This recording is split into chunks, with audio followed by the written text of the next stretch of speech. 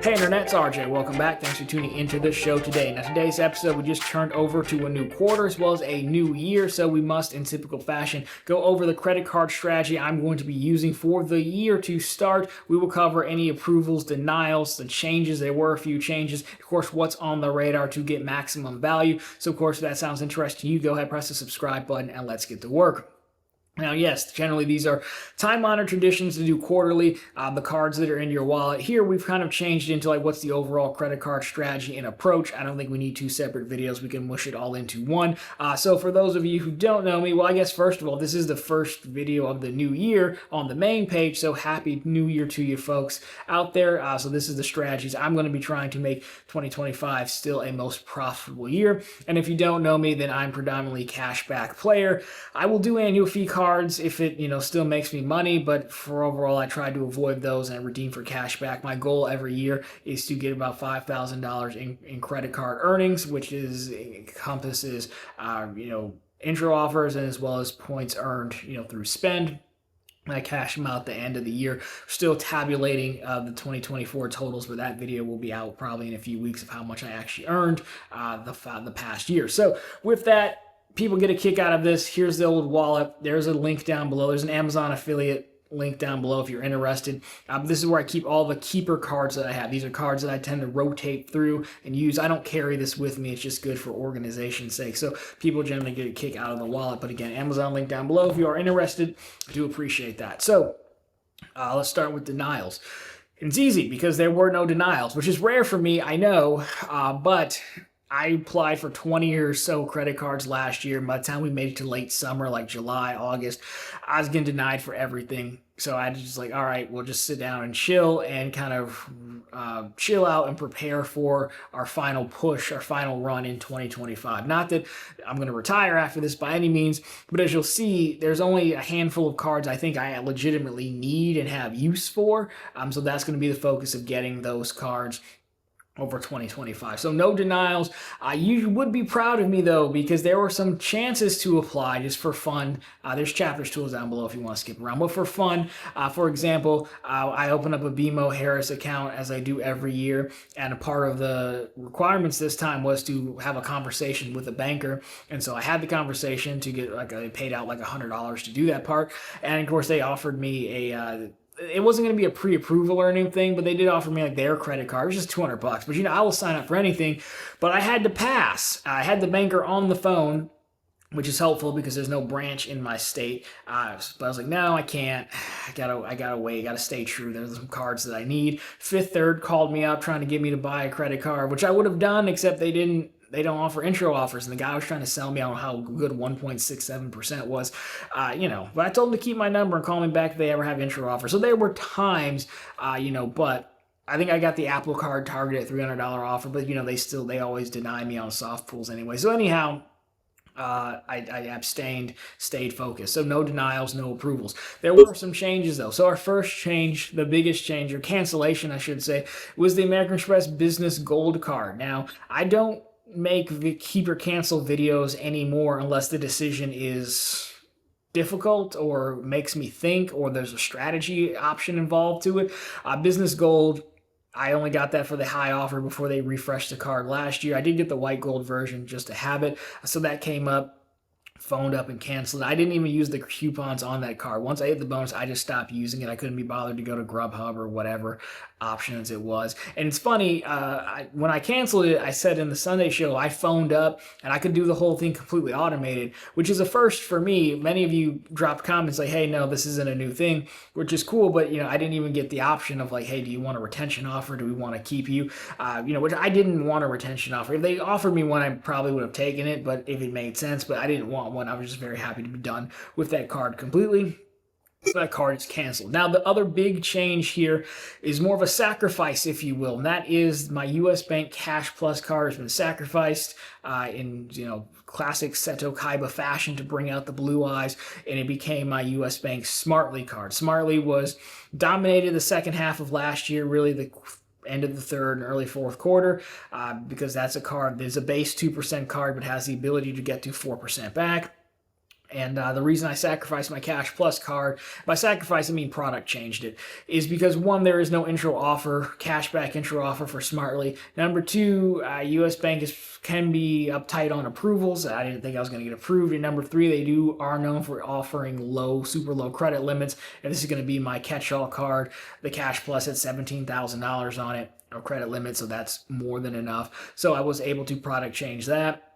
I will come back for a Cash Plus again, to be sure. Just it felt weird to sacrifice a 5% card, but I've also got all my US Bank stuff set up, so now I should be earning 4%. Product changes, I don't think they were prepared for product changes because it's still in the whole account details, everything still says Cash Plus. I'm still earning 2 points back, 2% back on purchases, even though by now, time of taping, I should be at least earning 2.5 or 3, as it's like a moving average. So I've read somewhere that it might take until January to sort it out. That could have been a Reddit conversation though, so I don't know. But the main thing was getting the card, so that is the biggest change. And because I have that card, that officially retires the Huntington Business Voice card from the wallet. That was a 4% card on on a category of your choosing, up to $7,000 a year, a quarter in spend. Very good card. It just kind of removes it, so technically I should call and cancel that one so I can potentially churn it again. But it removes it from the wallet. Now, other changes that this could have implied, Bank of America is really uptight about product changes. It's not as easy just phoning up and changing the card over. So I could try to product change my unlimited cash card, which is 2.62% for me right now. I'm split. I'm still platinum honors, and I removed half the IRA over to US Bank. But because US Bank doesn't work fully yet, I'm still hanging on to my Bank of America card in case I need it, and then I could try to product change it. Doesn't mean it'll happen, but I could try. So those are the main changes. Again, nothing crazy. So really the future thing here, what are we aiming for? Well, again, when you go through the wallet, I mean, I have most of the cards. If the target goal is to get 5% back on everything, I've got most of the stuff. 5 Freedom cards, Amazon, Ink Cash, the Bank of America cards at 5.25, the AAA Daily Advantage, a Discover card. So what are the remaining cards that I want? Well, again, if you're around for a while, then you kind of know, but first and foremost is a Wells Fargo Autograph Journey card. It does have an annual fee, $95. The credit is very easy to use, so it's basically like a $50 card, I think. I want to say $45 card, something like that. It does give you 5x back on airlines and like 4x back on hotels. It does solve a problem for me. It does have travel insurances. I think it's reasonable to have at least one travel-focused card like that. It could be the Journey, the regular autograph card, sorry, but again, the Journey punches in that 4 to 5x category, multiplier category. So for me, I think that would be a keeper card. I do want that card. It's just, I know one person, a channel member, who got denied for Wells Fargo, and on their denial letter, it basically stated, hey, you haven't used our deposit products enough, and a few other things. So for me, that says, hey, I'll wait until like April when I can open a new Wells Fargo account. I open a checking account with them once a year. I'll actually use the account by just sending direct deposits to it, maybe do some bill pays, and by the time you get to May or June, probably apply for the card, and it should be fine. That should be enough, given I haven't applied for anything since July or August of this past year. That's first up on the list. The next one would be Cash Plus. Again, as we just covered with the Smartly card, it just makes sense. Now, again, Cash Plus was one of my most underutilized 5X cards. I used it as gym memberships. My gym membership's $30 a month, and then I used it on utilities, which does help. There's some other things that code as utilities, of course. Electricity here, water, and then weirdly enough, we need to pay for our own trash pickup here. So it gets some money, but it might as well. I still want to 5% everything I can. The high offer for that is like sometimes it goes up to $250. So I'll probably just try to target one of those, especially because I run out of offers to getting higher offers does matter. But again, even if I just get the 200, not the worst thing in the world. The next one I have is the Strata Premier, the Strata Premier. Don't really need it. It's just more so, one, it's like a $750 offer, which would be good. And number two is, as you know, you can product change it to my third custom cash, in a year's time, which would be helpful. Might as well lock in another offer. That one, I'll probably take the same strategy as the Wells Fargo card. I was going to open a Citi checking account at the end of last year. I decided to wait to the beginning of this year to open it. I will use the account, and then hopefully enough time will have passed. I apply for the Strata card, I can get it. I was denied for the old Premier and the new Premier from Citi last year, so hopefully that will work as well. It's just, again, lock in another offer plus another custom cash in the future. Discover, I want to get the other Discover card before Capital One comes in and potentially ruins everything. Right now, it's looking like the merger will be approved. They passed the Delaware State Bank. They still have to go through regulators and get the shareholders to approve it at the time of taping, but not so much that I need another category card. It's really the Discover first year cashback. If you can catch the $100 referral and then get the cashback match, you're talking about like an $800 intro offer on a free card, which is really good. You can have two Discover cash cards, I believe, two Discover cards. They can both be cash cards if you want. So that one, you can only do one card a year with them, so I can't get that one until I think June or July anyways, but I shouldn't be a problem. They were like, I think, the last company to approve me for a card, because apparently they'll just approve anybody. So I do want another one of those just to have it. It's a really good intro offer. Again, it takes a year to fully pay out, but $800 is $800 in this game. So those are the main cards that I want. And then once I have those, again, I do think I'm not done, but I think you'd have everything you need to get 5% within reason.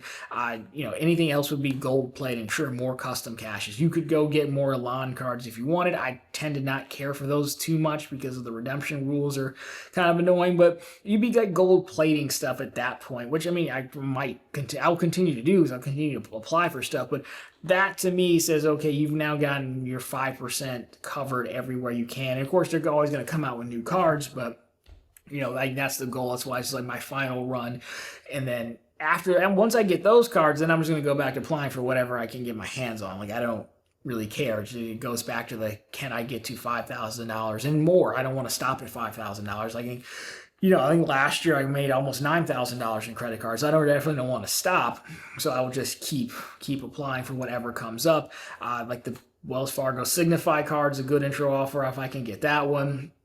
I'll go back to applying for those random ones like the BMO card and things like that, but nothing really comes to mind past those cards. But again, that's the interesting part of doing this in Q1, right, in New Year's, because we don't know what's going to come out. That's kind of the fun. We didn't really know Smartly card was going to come out.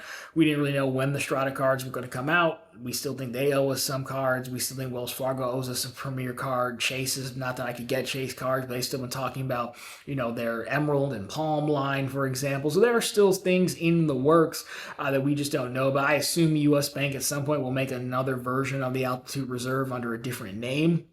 So we just don't know yet. So, that's why we do these quarterly, because it tends to change quarterly. So that's my overall higher up goal for the year. Get those 4 cards, complete the wallet, at least where it is at this point in time, and then continue just putting up as many shots as I can to get as many cards and as much money as I can, because that's what I do. I earn, right? I don't worry about that. And I guess at some point we'll have to transition to travel cards, because I've had most of the cash back cards, but that is a problem for future me. So anyhow, that is the 2025 plan overall.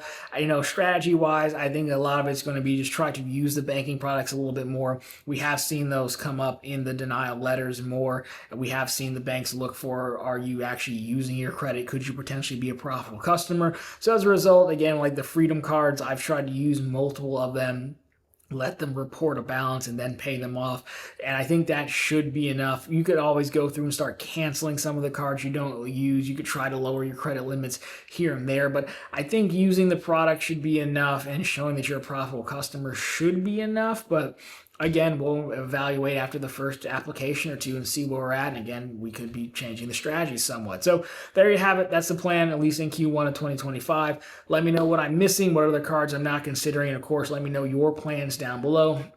Whether you are team cashback or travel or a mix, love to hear all of it down below. Of course, if you like this one, drop me a thumbs up down below. If you found particularly interesting, consider subscribing to the channel. So we're posting content just like this every single week. Of course, we're back here every Sunday with all the news you can use in the week that wasn't credit and finance. And of course, every single day over on ProfitableContent.com, which is the channel's blog. It's always linked down below for you, and on the channel homepage. We post the latest news stories. We post plenty of bank promotions, so if you want to try to double up your money. And of course, we have credit card offers. So if you see something you like, we have everything you need to start earning off properly in 2025.